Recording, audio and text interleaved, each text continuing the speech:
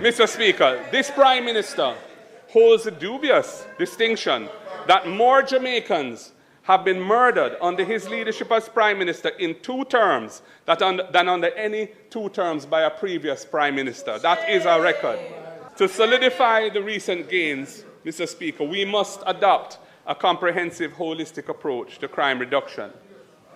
We will target interventions on the small percentage of people and places which are responsible for most of the violence.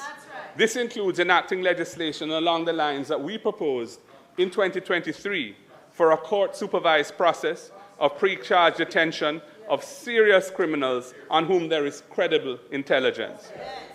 This will facilitate prosecutable cases being built and charges being laid within a prescribed time frame without violating constitutional rights.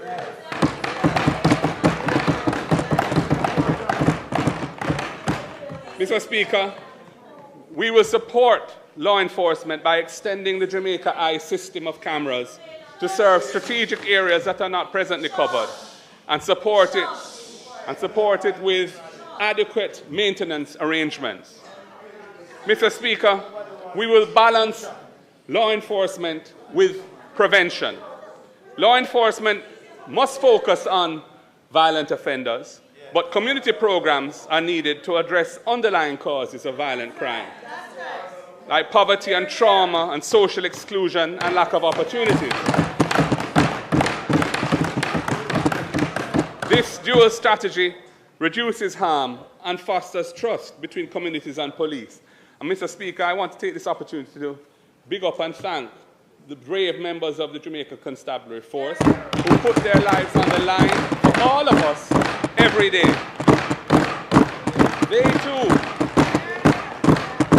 too need the benefit of a proper balance of policies that can bring down crime even further and achieve sustainable benefits for our people.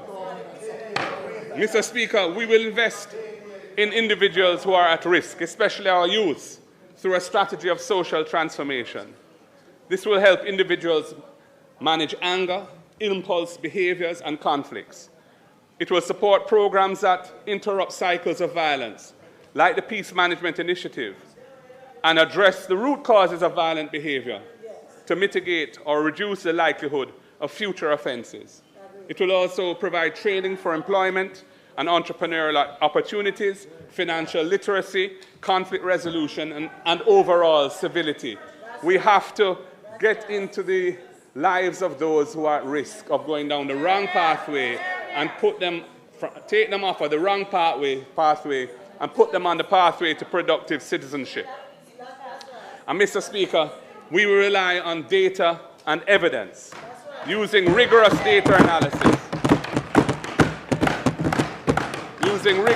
analysis to guide policy decisions, to assess the effectiveness of our programs, and to ensure that resources are allocated efficiently.